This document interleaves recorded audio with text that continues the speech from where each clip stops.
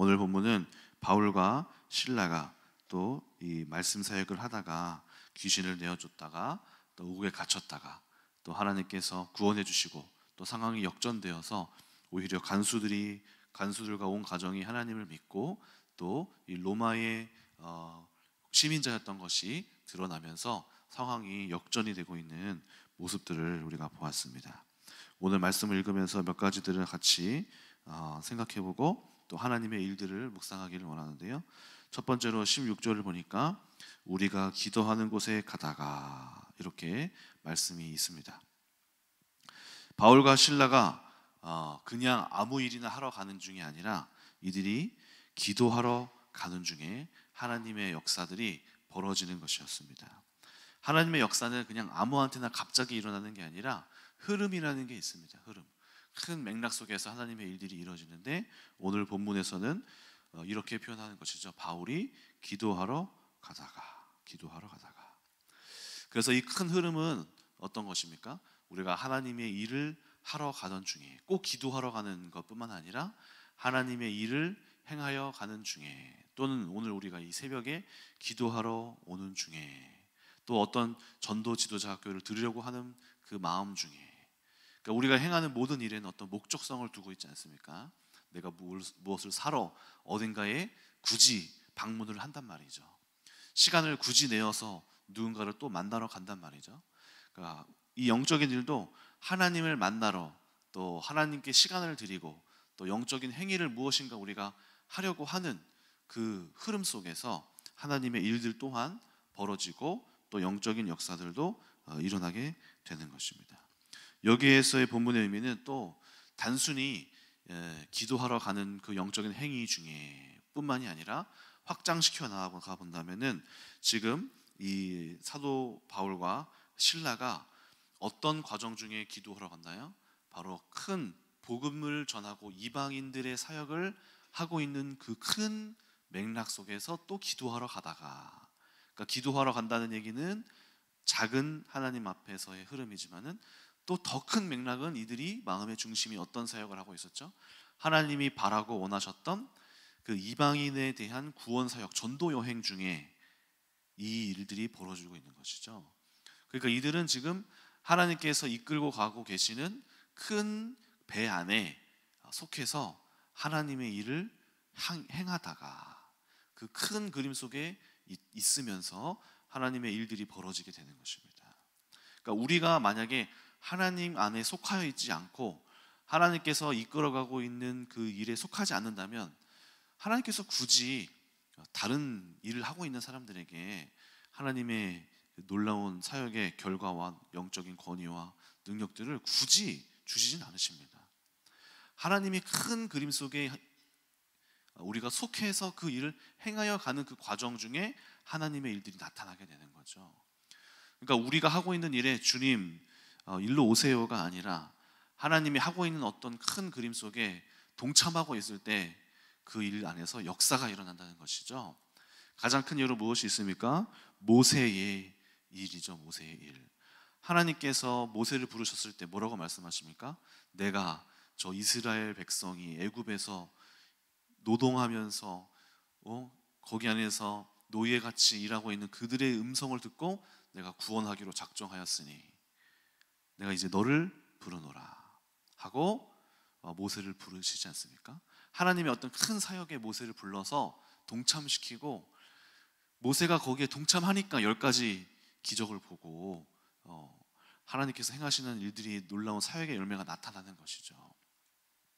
만약에 모세가 여전히 주님 저는 아닌 것 같습니다 하고 거부했더라면 평범하게 광야에서 살다가 아마 죽었을 것입니다. 그의 기도는 하나님 양떼를 돌봐주십시오. 하나님 여기 안에서 제가 잘 먹고 잘 살다가 평안한 인생의 마무리를 하기 원합니다 정도로밖에 끝나지 않았을 것입니다.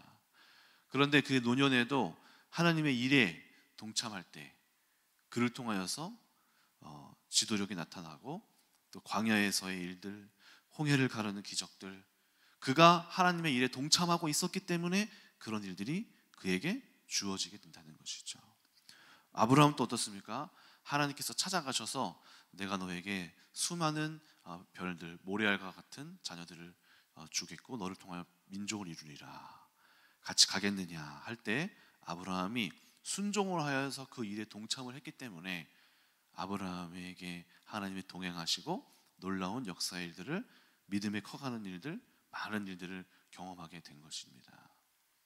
오늘날 우리에게도 마찬가지로 지금 우리가 교회에서 하고 있는 수많은 이 사역 속에, 하나님이 주도해 가시는 그 사역 속에 어떻게 할 때 우리가 하나님의 일을 보나요? 동참하게 될 때 바로 그 하나님의 역사를 보게 되는 것입니다.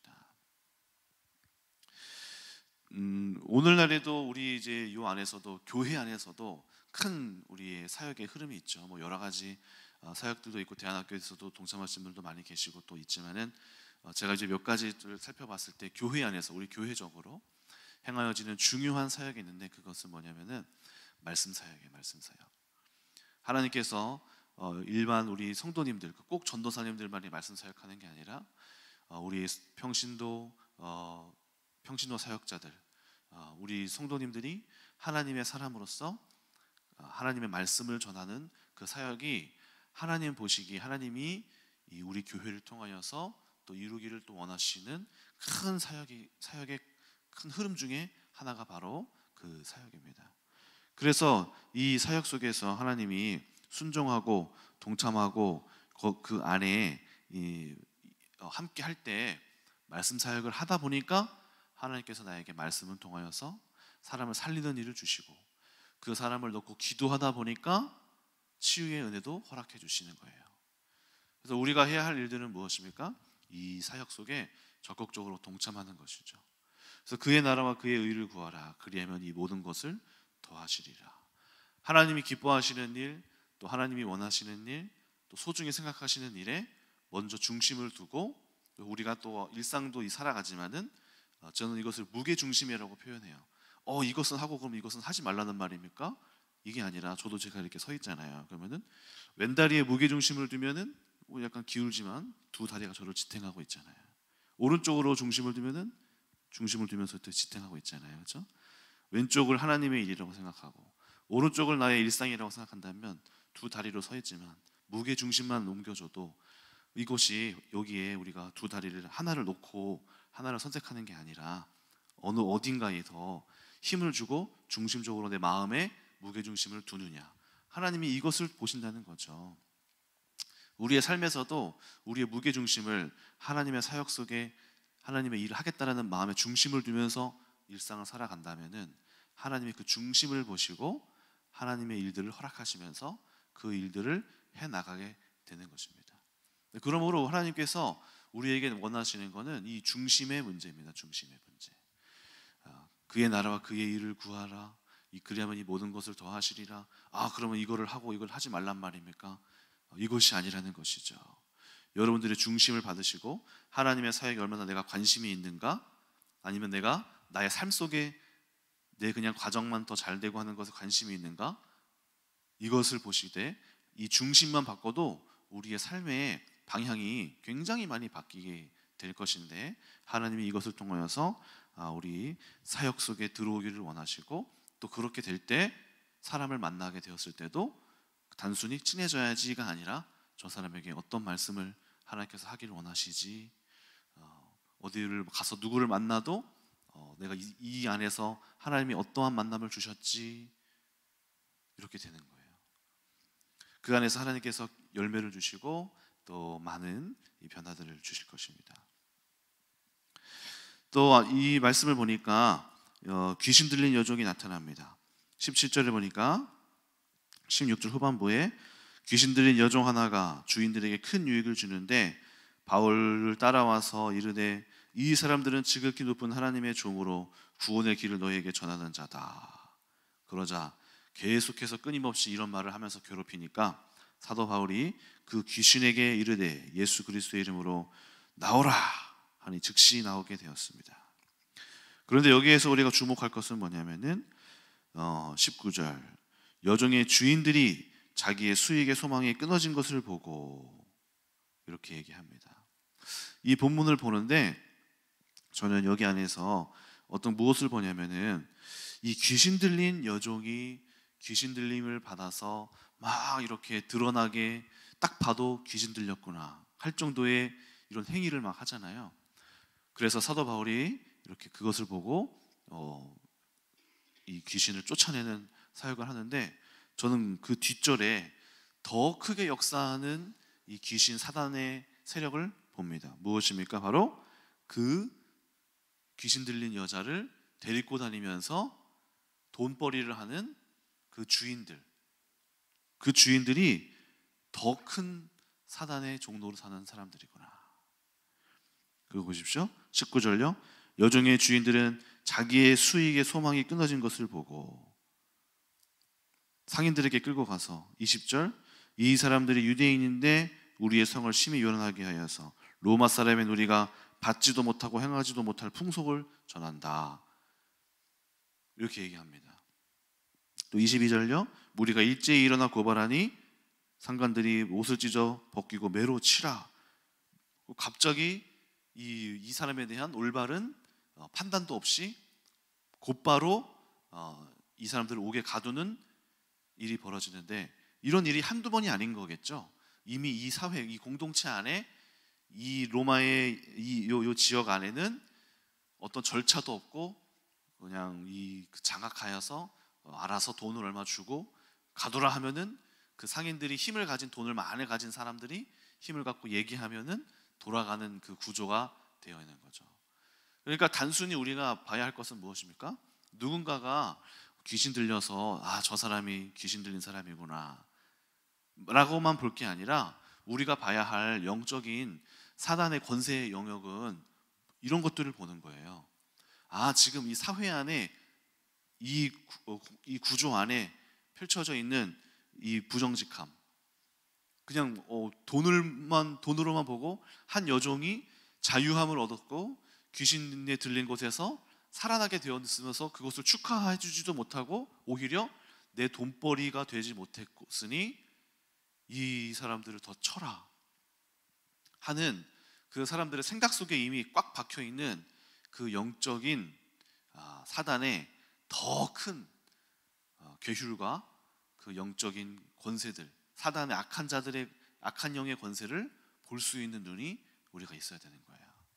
그런데 우리의 눈이 너무 짧아서 딱 그냥 귀신 들린 사람 정도만 귀신에 들렸다고 생각하고, 그 뒤에 있는 사람들이 하는 행동은 그것을 영적인 행위로 보지 못하는 사람들이 너무나 많습니다. 그거는 그냥 그런 거지, 그냥 그 절차적으로 그랬나 보지 라고 생각하는 거죠. 그런데 하나님이 우리에게 주신 이 영적인 눈을 가지고 열면 우리가 볼 수 있는 것은 무엇입니까? 바로 이 사람들의 상태가 더 영적으로 무서운 상태인 거예요. 사단이 가지고 놀기 딱 좋은 생각과 습관과 거기에 돈에 대하여서 몰입된 마음, 여기 안에서 꽉 박혀서 다른 것을 보지 못하는 이 영적인 상태를 우리는 보고, 이것이 더 이 사단의 흑암의 세력이 더 많이 장악하고 있구나 라고 볼 수 있어야 되는 거죠. 그래서 이 본문을 봤을 때 우리 딱 두 눈으로 딱 보여지는 것만 본다면은 귀신 들린 여종만 귀신 들린 사람으로 보는데, 우리는 여기에서 지금 이 공동체의 구조, 이 공동체 안에서 계속해서 반복되어지는 이 사람들의 관습, 이 사람들이 갖고 있는 정신, 이 사람들이 갖고 있는 생각, 사고, 이것이야말로 더 큰 사단의 이 종로로 타고 있는 것임을 우리는 알아야 하는 거죠. 그래서 우리가 해야 할 사역의 방향은 또 무엇입니까? 바로 이것들까지도 하나님께서 보시기에 구원하고자 할 영역과 대상이라고 우리 사역자들이, 하나님의 사람들이 이것을 보고 깨워주고 알게 해주고 변화시켜주고 해야 한다는 것이죠. 그래서 우리는 이런 영적인 영안이 많이 열리셔야 합니다. 우리 이 구조와 저 사람의 생각 속에서 역사하는 것, 그래서 우리가 그것을 가지고 사단의 역사라고 말하는 거예요. 귀신의 역사라고 하는 거예요. 흑암이라고 말을 하는 거예요. 단순히 우리가 하는 우리 교회에서 그것이 사단입니다, 그것이 귀신입니다, 그게 사단의 역사예요, 이런 이야기를 할 때 어떤 많은 사람들이 어떻게 반응하냐면은 뭐 이런 것까지 귀신이라고 하냐, 뭐 그런 것까지도 사단이라고 하냐, 그게 어떻게 또 흑암이냐, 이렇게 말을 하는 사람들이 많은데요. 우리가 보는 이 역사는 그렇게 단순히 그것만 가지고 하는 게 아니라 그 배후에서 역사하는 것의 존재를 보고 그 대상을 말하는 거예요. 성경을 보면은 사단은 이 생각 가지고 많이 역사합니다.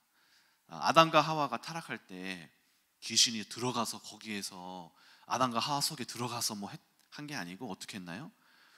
생각, 그 뱀으로 와서 말했잖아요. 이걸 먹으면 죽을까 하노라. 하나님처럼 될까봐 그렇게 된 거야. 어떤 메시지잖아요, 메시지. 그 메시지를 전하니까 그 메시지가 아담과 하와의 마음에서 하나님처럼 될 수 있나? 하는 그 마음, 생각, 어떤 사고, 개념, 이게 들어오니까 거기 안에서 막 마음이 요동하고 이생의 자랑, 안목의 정욕, 이것들이 막 내 안에서 정욕이 막 불타오르고, 사과를 보니까 정말 보암직하고 먹음직하고 탐스럽기도 하고 내가 하나님처럼 될 수 있을 것 같기도 하는 그런 마음들. 이거 돈 투자하면 된대. 그때부터 막 될 것 같은 마음, 막 속에서 막 요동하고 내 감정을 자극하고, 감정이 막 때로는 막 어떤 말을 들으면서 어떤 상황을 보면서 메시지가 탁 들어와요. 나를 무시했나? 나를 이제 이렇게 비하는 건가? 그 감정에 막 또 요동이 돼서 막 가잖아요. 그러니까 우리가 얘기하고 있는 이 사단의 역사는 무엇입니까? 바로 이 어떤 메시지 하나 있잖아요. 사단의 메시지. 사탄이 와서 예수님을 시험할 때도 어떻게 했습니까? 어떤 메시지로 또 보여줌으로써 그 마음에 있는 것들을 요동하잖아요. 어떤 것을 합니까? 먹을 것을, 굶어 있는 사람에게 먹을 것을 주면서 네 능력을 한번 보여봐라. 또 떨어져 봐라. 시편의 말씀을 인용하면서 구원할 것이 아니냐. 세상 만물을 보여주면서 가져봐라 한번. 얼마나 멋지고 누릴 수 있느냐. 다 이게 뭡니까? 사단의 역사가 귀신이 막 들어가서 막 하는 그런 걸 말하는 걸 넘어서서 그건 1차원적인 거 아닙니까? 더 고차원적인 거는 딱 보기에 멀쩡해 보이고 괜찮아 보이고, 그렇지만 그 생각 속에서, 마음 속에서 꽁하고 있고, 마음을 쉽게 상하고, 어떤 상황만 오면은 마음이 상해버려서 막 돌려버리고, 외면해버리고, 끊어버리고, 확 슬픔에 잠겨버리고, 이런 것들이 벌써 딱 보기에도, 여기 보세요. 이 귀신 들린 여종은 딱 눈에 드러나니까 말해서 떠나는데, 이 사람들은 얼마나 완악한지 잘 드러나지도 않고, 생각 속에서 고쳐지지도 않고, 사도 바울의 역사를 봤을 때도 다 그냥 거절하는 마음으로 그들을 옥에 가둬버리는 이런 사단의 역사가 보이시지 않느냐 이 말입니다. 그래서 우리 교회에서 많은 사역 속에서 사단의 역사고 귀신의 역사고 흑암의 역사라고 이야기할 때는 이렇게 생각과 또 사고 안에서 배후에서 역사하는 사단의 역사를 우리가 보고 감지하고, 그것에 대해서 우리가 깨닫고, 단순히 어떤 성향적으로 좋고 나쁨을 떠나서 이 안에서 어떤 뭔가를, 영적인 흐름을 다 캐치해낼 수 있어야 되는 거예요. 지금 이거 뭔가 문제가 있구나. 어떤 상황에 지금 이르렀구나. 사단이 지금 여기까지 끌고 왔구나 하는 것들을 발견해내고, 그 뒤로부터 영적인 싸움을 이제 시작하고, 내 생각과 습관과 말과 모든 일상에 있는 것부터, 나를 사로잡아 있던 것부터, 아주 기초적인 것부터 바뀌어나가는 싸움이 시작돼야 한다는 것이죠. 엄청난 전투가 되는 겁니다, 이거는. 왜냐하면 우리의 모든 것을 바꾸는 게 얼마나 어려워요. 지금까지 내가 해왔던 것을 다 부정해야 되는 거거든요. 잘못됐다라고 인정해야 되는 거거든요. 내가 해온 말투에 대해서도 이게 도대체 뭐가 문제인데 내가 뭘 잘못했다고 그러는 거야 라고 말할 정도로 아주 섬세한 부분들까지도 바꿔야 되는 영역이기 때문에, 그렇기 때문에 너무너무나 어렵고 힘든 싸움이 되는 것이죠. 그러나 그럼에도 불구하고 우리가 이 전투에서 하나님께서 나를 장악하시고 승리하도록 내어놓아야만 승리가 주어지는 것입니다. 그렇게 될 때 하나님의 나라가 임하는 거예요. 그래서 우리가 반드시 알아야 할 예수 그리스도의 우리의 하나의 이제 성품이 바로 예수님을 우리가 뭐라고 부릅니까? 구원자, 그 다음에 주대심. 이 주대심이 굉장히 중요한 거예요. 여러분 나중에 성경을 읽으면서 읽으셔야 될 게 뭐가 있냐면은 파악하셔야 될 게 우리의 구원자요 주이신 그리스도. 이 사도 바울이 주대심을 굉장히 많이 써요.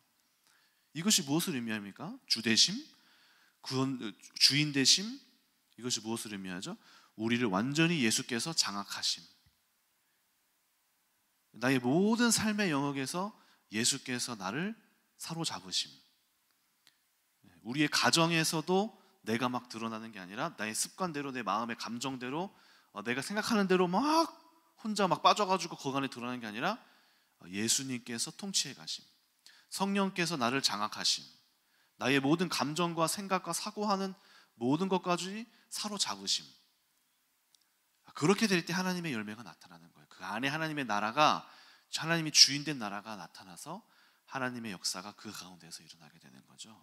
나의 생각은 내가 이렇게 하고 싶고, 이런 일을 행하고 싶고, 이렇게 말을 하고 싶고, 이렇게 막 신경질 내고, 내가 생각하기에 이게 합당하고 하고 불의하다고 생각하니까 막 항의하고 싶고 항변하고 싶은 거가 내 욕망인데, 지금까지 내가 살아온 방식이 이거니까 이대로 그냥 하는 건데, 주대심이 이루어져서 이것을 우리가 생각하면서 해나간다면은 반대로 나의 생각과 사고와 지금까지 해왔던 것들을 이제 완전히 예수님 그리스도 앞에 바꿔나가고, 말씀을 읽으면서 말씀에서 어떻게 하셨는지, 예수께서 어떻게 행하셨는지, 예수님께서 어떻게 이것을 인내하셨는지 를 묵상하면서 그리스도가 나를 통하여 나오도록 하게 하는 이 전투를 우리가 해나가야만 한다는 거죠. 하나님께서 여러분들에게 바라시는 전쟁의 승리는 바로 이것부터 시작하는 것입니다. 하나님 어떤 큰 일을 우리에게 주시옵소서, 하나님 우리가 어떤 하나님의 나라를 위하여서 이 일을 하기를 원합니다 하면서 가기 전에 이 내 안에 있는 하나님, 내 마음의 나라의 전투에부터 승리하면서 하나님께서는 우리의 이 삶의 이 승리를 원하시는 것입니다. 그래서 우리 교회 안에서 우리가 삶을 살아가다 보면은 어떻습니까? 내 안에 하나님이 통치하시지 못한 많은 것들이 막 드러나는 거예요. 저도 마찬가지입니다. 저도 앞으로도 계속해서 드러날 것이고, 지금도 저도 결혼 생활하면서 제가 못 봤던 저의 영역들을 막 드러나고, 또 최근에도 우리 아내와 갈등도 또 있었어요. 그 갈등 속에서 저를 또 발견하게 되는 거죠. 내가 자꾸 보상받기를 원하는 사람이고, 제가 우리 아내한테, 제가 가정에서 이제 첫째니까 저희 사모님이 저를 막 많은 것들을 지원해 주셨거든요. 그런 것들을 막 아내한테 요구하고 있고, 또 우리 아내도 자기 이제 아버지처럼 이렇게 아버님이 굉장히 희생적이세요. 저한테도 막 그런 걸 막 또 요구하기도 하고, 또 저의 이제 굼뜬 모습들, 이런 것들도 서로 막 드러나기도 하고, 또 이제 어떤 경제적인 부분들을 또 이야기하다가 제가 또 막 발끈하면서 막 신경질 내고 있는 거예요. 이런 모습도 막 드러나기도 하고 막. 그러니까 계속해서 끊임없이 이제 이런 것들을 우리가 발견해내면서 저도 이거를 계속해서 만들어나고 있잖아요. 평생 아마 이런 일이 이루어질걸요? 끝이 없습니다. 하나님께서 우리 성도님들의 가정과 삶 속에서도 계속해서 뭔가를 막 이슈를 드러내시고, 어떤 사건들이 막 통해서 막 벌어지게 되고, 특별히 이런 것들이 무엇을 통해서 나타나나요? 갈등을 통해서 어떤 사람들의 또는 상위 사역자의 어떤 지적과 어떤 이 말씀과 그런 것들을 통해서 하나님이 보여주신단 말이에요. 그럼 그런 것들을 우리가 영적인 눈이 열리면 지금 이거 바꾸기를 원하시는구나. 근데 그거 정말 기분 나쁘고 힘들어요. 하지만 그것에 대해서 우리의 하나님 앞에 순종함으로 주여 우리의 삶을 이렇게 연약함을 내어드립니다. 주께서 통치하여 주시옵소서 하고, 또 마음속에서 회개함으로 하나님, 지금까지 내가 그렇게 아버지께서 나를 붙잡고 살아가길 원하시는데 내 여전히 육신의 정욕으로 행했던 것들을 하나님 앞에 회개하고 고백하기 시작할 때 하나님의 장악이 시작되고 하나님의 통치가 시작되고 잘 지금까지 내가 육신의 결과로 살아왔던 그 열매들이 하나님께서 다 이제 뒤엎어 버리시고 회복시켜 주시는 은혜가 삶에서 나타나게 되는 것이죠. 그래서 이런 변화들이 여러분들에게 반드시 일어나야 합니다. 마지막으로 하나님의 일을 하다가 이렇게 싸움을 해나가고 또 선한 일들을 해나가는데 우리에게 펼쳐지는 일들은 어떤 것입니까? 바로 사도 바울처럼 감옥에 끌려가고 정당한 열매가 나오지 않게 되는 것입니다. 보니까 무엇입니까? 21절 로마 사람의 누리가 받지도 못하고 행하지도 못한 풍속을 전한다 하거늘 무리가 일지에 일어나 고발하니 상관들이 옷을 찢어 벗기고 매로 치라 하여 많이 친 후에 옥에 가두고 간수에게 명하여 든든히 지키라 하니 그가 이러한 명령을 받아 그들은 깊은 옥에 가두고 발에 착고에 든든히 채웠더니 사도 바울이 하나님의 나라의 일을 막 열심히 행하여 나가는데 그들에게 펼쳐진 것이 무엇입니까? 감옥에 가게 되는 일입니다. 우리가 하나님의 일을 이렇게 그렇지 이렇게 그럼 이렇게 해 나가야지 하다가 어떤 일들이 벌어지나요? 바로 이렇게 감옥에 가게 되는 일들도 우리 가운데 생길 수 있다는 거죠. 하나님, 제가 일평생을 하나님의 일을 하면서 살아갔는데요, 내가 주의 일을 이렇게 했었는데요, 그렇게 그러다가도 이렇게 감옥에 가는 일들이 자꾸만 생겨나게 되는 거예요. 그런데 이 참 사람들이 마음이 상하게 되고 소위 우리가 하는 청년들이 하는 말로 흑화됐다라는 표현을 쓰거든요. 흑화. 착했던 사람이 흑화돼서 나빠졌다. 착했던 애가 정직하게 살다가 세상에서 뒤통수 맞아서 나빠졌어요. 막 이런 경우 있잖아요. 내가 알던 얘가 아니야. 순수했던 애가 세상 맛을 보더니 막 나쁜 길로 막 가요. 그걸 보고 이제 흑화됐다고 하거든요. 그러니까 우리가 이제 착한 일만 막 하는데 세상은 어떻습니까? 착한 일만 하면은 바보가 되는 세상인 거죠. 그러니까 이제 사람들이 나도 그럼 악해지겠다 하고 악하게 되는 겁니다. 그래서 영화 조커를 보면 그렇잖아요. 조커에 나오는 그 주인공이 배트맨의 굉장히 나쁜 사람, 악역으로 나타나는 존재인데 이 존재가 어떻게 악해졌나를 다룬 내용이 영화 조커예요. 근데 이 사람이 늘 착한 일을 하고 선한 일을 하려고 하는데 부당한 일만 계속 생겨요. 그러다 보니까 이 조커가 악해진 거죠. 교회 안에서도 이런 일이 생깁니다. 하나님의 일을 행하여서 열심히 행하였고 순종하였다가 결과가 안 나오니까 대적하는 자가 되는 거죠. 방해자가 되는 거죠. 이러한 일들이 바로 이런 어떤 우리 가운데서도 흔히 겪을 수 있는 주님의 일을 하는데도 어떤 어려움이 닥쳤을 때 넘어지고 여기에서 사단이 시험을 주고 감정을 상하게 하고 어려운 일이 겪게 되면서 우리가 내가 주님의 일을 이렇게 했는데 어떻게 하여서 이럴 수 있느냐. 어떤 사람들은 특히 외국에 있는 한인교회에서 장로님들이 막 사기쳐가지고 뒤통수 맞고 목사들도 사기쳐가지고 한인교회 안에서 막 그런 일들이 비일비하다고 하잖아요. 그래서 어떤 사람들은 절대로 교회 안 나간다고 이야기합니다. 내가 교회에 갔더니 오히려 막 더 이러더라. 있는 그 교회 사람들이 더 하더라. 외국 나가면 목사님들과 교회 다니는 사람들 조심하라고 하잖아요. 이런 일들이 그런 데서 상처를 받으면은 확 마음에서 예수님을 거부하게 되는 일들이 막 생기는 거죠. 또는 우리가 하나님의 일을 막 하는데도 어려움이 겪고 어떤 열매가 나타나지 않을 때 실망을 할 수 있게 된다는 것이죠. 그런데 이러한 상황에서도 바울과 실라가 참 잘한 게 있습니다. 무엇입니까? 바로 25절 한밤중에 바울과 실라가 기도하고 하나님을 찬송하며 죄수들이 듣더라. 사도 바울과 실라가 무엇을 잘했기 때문에 이런 결과를 이 열매가 나올 수 있었을까요? 바로 마음에 하나님의 일을 하다가도 어려움이 겪고 꺾이는 일이 발생했음에도 불구하고 마음에 원망과 불평이 없고 하나님 앞에서 이 상황에 대하여서 감사하고 인내할 수 있는 그런 마음들이 바울과 실라에게 있었다는 것이죠. 그러니까 우리에게 필요한 마음도 바로 이러한 마음입니다. 우리가 하나님의 일을 해 나가다가 꺾이는 일들이 있을 수 있어요. 근데 그때마다 우리가 감정이 상하고 동요하고 문제가 생겼다고 절망할 이유는 없습니다. 우리가 가져야 할 마음은 무엇입니까? 바로 인내하고 하나님 앞에서 하나님께서 반드시 선한 일을 하시리라. 주께서 반드시 승리하시리라. 지금 상황에는 내가 진 것 같고 어떤 문제가 생겨서 어려움이 겪어서 뭔가 잘 안 됐구나 라고 싶겠지만은, 우리가 가져야 할 마음은 거기에서 상황을 보고 우리 눈앞에서 펼쳐지는 절망이 아니라, 여기 안에서 여전히 하나님께서 내가 지금 상황은 이렇지만 주께서 반드시 이루어내시리라, 이 마음이 있어야 되는 거죠. 요셉도 어땠습니까? 요셉이 마침내 이 총리의 자리에 이르게 됐을 때도 그냥 반드시 다이렉트로 간 게 아니라 보디발 집에서 얼마나 훌륭하고 성실하게 일을 했는데 뒤통수를 맞은 일이 경기잖아요. 또 겨우 또 나와서 또 다시 한번 잘해보겠다고 하나님 앞에서 정직하게 살아갔는데 또 뒤통수 맞아서 감옥에 가게 되고 자기를 구원해주지도 못하고 알아주지 않는 일들이 생긴단 말이죠. 그러니까 이 마음이 어때요? 하나님 일을 하다가도 꺾일 일들이 너무나 많다는 거죠. 그런데 요셉이 잘한 게 무엇입니까? 그 마음속에 하나님에 대한 신뢰가 끝까지 있었던 것이죠. 지금 내 눈앞의 상황은 이렇지만 주님께서 반드시 승리하시리라,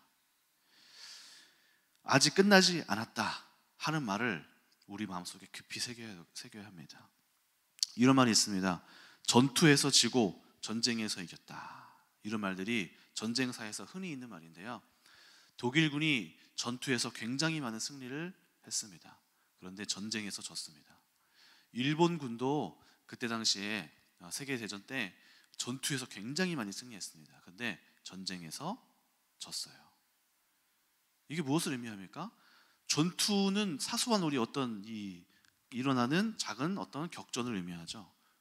질 수 있다는 거예요. 근데 전쟁에서 이겨야 진짜 승리가 되잖아요. 하나님은 우리에게 전쟁의 승리를 주시는 분이십니다. 그가 군대를 이끄시고 만군의 여호와께서 승리를 우리에게 주십니다. 그런데 우리 눈앞에 보여지는 이 전투에서 질 수 있다는 거예요. 그러나 하나님이 전쟁에서 승리하게 되실 것을 우리가 알고 믿고 부활의 역사를 기다리고 인내할 때 그 전쟁이 마침내 우리에게도 소유하게 된다는 거죠. 사도 바울이 지금 이 상황에서 이거를 안 거예요. 지금 우리가 감옥에 가게 되었구나, 죽게 되었구나, 전투에서 지금 졌구나, 그러나 전쟁에서 주께서 반드시 승리하시리라, 이 믿음이 있으니까 속에서 찬양이 흘러나오는 거예요. 이 사람들이 지금 이 순간에 구원이 되지 않더라도 이 사람들은 지금 승리를 했어요. 마음속에서 감옥 안에서 승리가 일어난 거예요. 히브리서 11장 한번 볼까요? 히브리서 11장 36절부터 보겠습니다.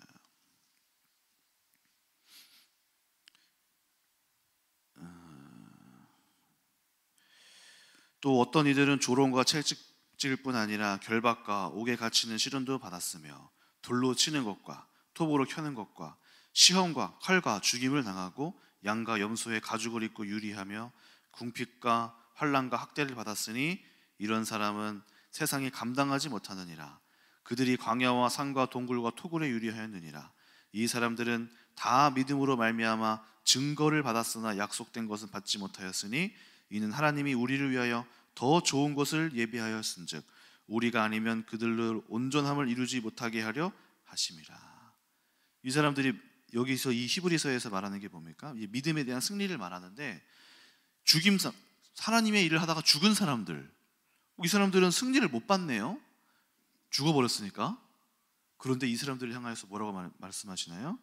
이 사람들은 믿음으로 말미암아 증거를 받았으나 약속된 것은 아직 못 받았다. 삶에서의 어떤 결과를 받지 못하였으나 이들이 우리를 가졌던 믿음이 무엇입니까? 40절, 우리를 위하여 더 좋은 것을 예비하였은 줄 그것을 알고 믿었기 때문에 내가 주의 일을 하다가 죽음이 와서 종료가 됐더라도 이것이 마침내 끝나지 않았음을 이들은 믿고 있었기 때문에 마음에 실패했다, 나 끝났다, 나는 망했다 라는 절망이 아니라 하나님 감사합니다, 우리의 전투는 끝났지만 우리의 이 사역으로 말미암아 아버지께서 반드시 승리하실 것입니다 라는 확신으로 기뻐했다는 것이죠. 그 마음에 동요가 없었다는 것이죠. 저는 오늘 이러한 승리에 대한 확신이 여러분들에게 있기를 축원합니다. 지금 여러분 우리 눈앞의 상황에서는 자꾸 이제 전투에서 지는 일들처럼 보이는 일들이 막 벌어진단 말이죠. 가정에서 뭔가 이런 일들이 안 되는 것 같고, 열매가 안 나오는 것 같고, 뭔가 자꾸 안 되는 것 같고, 어려운 일들이 막 생기면서 지는 것 같은데, 우리가 가져야 할 마음은 그로 인하여서 꺾여지면 안 된다는 것이고, 하나님께서 이미 반드시 마침내 그것을 승리하실 것을 우리가 미리 그것을 믿음을 가지고 와서 그 승리하신 것을 갖고 지금 우리가 이 땅에서의 승리를 이미 승리한 사람처럼 그 믿음을 가지고 막 기뻐해야 되는 거예요. 그게 지금 사도 바울이 옥에서 어떻게 찬양을 하고 기뻐하면서 할 수 있습니까? 쇼하는 거예요 이게? 아니면 억지로 막 믿음을 막 이렇게 하는 건가 했을까요? 저는 그렇게 생각하지 않아요. 이들은 진심으로 옥에 갇히는 순간 끝났을 수도 있다. 하지만 우리의 사역은 끝나도 주께서 승리하신다. 이 믿음이 이들을 막 진심으로 기뻐하게 해석하고 말씀에 대한 믿음으로 살아갔을 것 같아요. 진심으로 찬양했을 거예요. 하나님 감사합니다. 우리는 옥에 갇혀서 끝났지만 아버지는 끝나지 않았군요. 주께서 우리 후대에 내가 전한 사람들을 통하여서 주의 일을 이루실 것을 생각하니 너무 기쁩니다. 정말 진심으로 그렇게 했을 거라는 거죠. 오늘 여러분들이 마음속에 절망하지 않고 세상이 뭐라고 합니까? 세상이 감당하지 못할 믿음이 여러분들에게도, 저와 여러분들에게도 소유되는 놀라운 축복이 있기를 주님 이름으로 축원합니다. 기도하겠습니다. 하나님 감사합니다. 우리 성도님들에게 오늘 본문에서와 같이 사도 바울에게 허락하셨던 놀라운 영적인 승리와 마음의 확신이 성도님들에게 있기를 원합니다. 때로는 전투에서 지는 것 같을지라도 전쟁에서 승리하게 하실 하나님을 믿으면서 꺾이지 않게 하시고, 하나님의 말씀을 향한 강한 신뢰와 또 아버지께서 행할 일에 설령 내가 끝났을지라도 아버지의 일이 멈추지 않고 반드시 이뤄내실 거라는 확신 속에서 기뻐하고 누릴 수 있는 성도님들 되게 하여 주시옵소서. 감사드리며 예수님의 이름으로 기도드립니다. 아멘. 네, 감사합니다. 오늘 말씀 중에 초반부에 이동주 목사님 말했던 말씀이 떠오르면서 상상을 했는데요. 우리가 가만히 있으면 우리는 변하지 않는다. 근데 뭔가 일을 하면은 변한다. 그 일거리에 따라서 우리의 역량과 능력이 바뀐다는 거죠. 그래서 이제 내년도에 우리가 학교를 시작하려고 그래요. 초등학교를. 그래서 이제 그거를 놓고 기도를 하는데 새로운 이제 시작이 되는 거죠. 일반 학교랑 달라 우리 학교가. 그래서 이제 SOT라고 하는 학교를 지금 시작하려고 하는데, 아마 지난번에 CTS 방송 갔더니 그 학교를 하고 있더라고. 그 학교는 SOT 학교라는 영어는 School of Tomorrow라는 학교예요. 그래서 약자예요. School of Tomorrow. 내일을 위한 학교인데 제가 조사하고 있거든요. 5가지의 이제 테마가 있어요. 첫째가 성경으로 기반하는 학교. 그래서 성경을 근거로 아이들을 전체를 가르쳐요.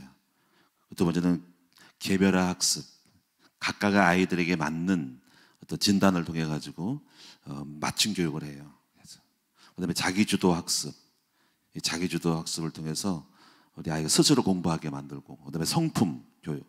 성품 70개의 캐릭터를 설정을 해요. 7가지 70개의 성품을 만들어 놓고 거기에 따르는 성경의 설명을 해요. 70개의 성품의 캐릭터를 만들어 놓고, 그래서 거기에 따른 성경 공부도 하고 그렇게 이제 배워가면서 자기 성품을 진단하는 거. 그다음에 이제 완전 토탈 학습인데, 완전 학습인데 이거 뭐냐면, 기존 학교는 무조건 1년이 지나면 2학년 진단하고 올라가잖아요. 3학년 다. 그 개개인의 능력에 따라 상관하지 않고 그냥 나이가 되면 졸업을 해버려요. 거기는 안 그래요.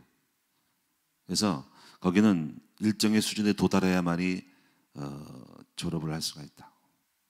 그래서 이제 만약에 6살, 7살 먹고 8살 먹은 애가 있다면은 만약에 11살 아이가 같이 공부할 수도 있어요. 그 아이가 도달이 안 되는. 그래서 차이가 있어도 상관없어. 그래서 이제 이게 완전히 다 끝까지 갈 때까지 졸업이 되기 때문에 무조건 다 연수를 치렀다고 졸업하는 게 아니고 다 끝까지 가는 거예요. 그래서 상당히 여러분 이제 재미가 있고, 그래서 이번에 이제 그것을 학교의 선생들이 이게 중요한데, 선생들도 영어를 잘해야 돼요. 그래서 이제 아무나 하는 게 아니고 어느 정도 일정한 테스트를 해가지고 합격을 해야 되는 거예요. 그래서 지금 영어 잘하는 그 선생들을 지금 선발해야 되는데 지금 몇 사람을 지금 보고 있는데 좀 할 수 있는 사람들, 그런 사람들을 지금 놓고 기도하고 있습니다. 그래서 수준이 높은 그분들도 교사 교육을 받아야 돼요. 그래서 상당히 지금 이걸 제가 보면서 140개국에서 이거를 활용하고 있어요. 기존에 하는 학교랑 많이 달라요. 그래서 완전히 개별 학습이다. 그래서 내가 이거 보면은 나도 이게 있었으면, 어릴 때 있었으면 우리 아이들을 이 학교로 보냈으면 좋겠다. 완전 성경 중심, 성품 교육, 자기주도 학습, 개별 학습. 그리고 이제 일정한 수준이 돼야만이 졸업을 하지, 졸업 못할 수도 있어. 20살까지 갈 수도 있는 거야, 이게 때문에. 그래서 소그룹으로 이렇게 하고 몇십 명씩 앉아가지고 이렇게 일도 하는 게 아니라 동그랗게 앉아서 개별적으로 공부하는 거다는 거지. 그래서 상당한 어떤 성경에 맞는 교육이라는 거예요. 자, 여러분 기도하셔서 새로운 이제 시작할 때 기대가 됩니다. 그래서 여러분이 기도해 주시기를 바라고 놀라운 일이 일어날 것입니다. 자, 기도합니다. 살아계신 아버지 하나님, 은혜와 사랑을 감사를 드립니다. 이제 새로운 학교를 시작하기를 원하여 이제 올해 이번 주일날 당회를 합니다. 하나님께서 우리 큰나무교회에 새로운 변화를 두려워하지 아니하고 나아갈 때에 기존의 학교에서 볼 수 없었던 성경에서 말하고자 하는 아이들을 개별화하여서 한 명 한 명을 완전히 도달할 때까지, 승리할 때까지 만들어가는 아버지, 이 모든 학교를 통해서 우리 아이들이 인재가 나올 수 있도록 도와주시옵소서. 오늘도 새로운 도전 속에서 특별히 우리 사랑하는 성도들이 이 말씀 사역에 도전함으로 말미암아서 놀라운 일들이 일어나기를 원합니다. 우리 자신을 변화시키게 하여 주옵소서. 하나님, 이제 오늘 또 수요일입니다. 수요예배를 잘 드리고 또 6월 달에 또 진행되어야 될 많은 준비들이 있습니다. 중고수련회와 어학연수를 준비하고 또 여러 가지 여름 성경학교를 준비합니다. 또 하나님께서 이 모든 일정 속에서 주님 함께해 주시기 원하고, 특별히 날씨가 더워지면서 우리 성도들이 건강관리를 잘해서 아프지 않게 하여 주시옵고, 또 이미 병원에 있는 분들도 있습니다. 하나님께서 치료해 주시고 은총 가운데 인도해 주시옵소서. 오늘도 귀한 예물 드림을 감사드리며 예물 드린 종들에게 하나님이 경제의 능력 주시기를 원하고, 경제에 대한 지혜 주시기 원하고, 하나님이 물질의 부족함이 없이 채워주심으로 오직 주님께 올인할 수 있도록 전도자가 되시도록 인도하여 주옵소서. 감사드리오며 예수님의 이름으로 축복하며 기도하옵나이다.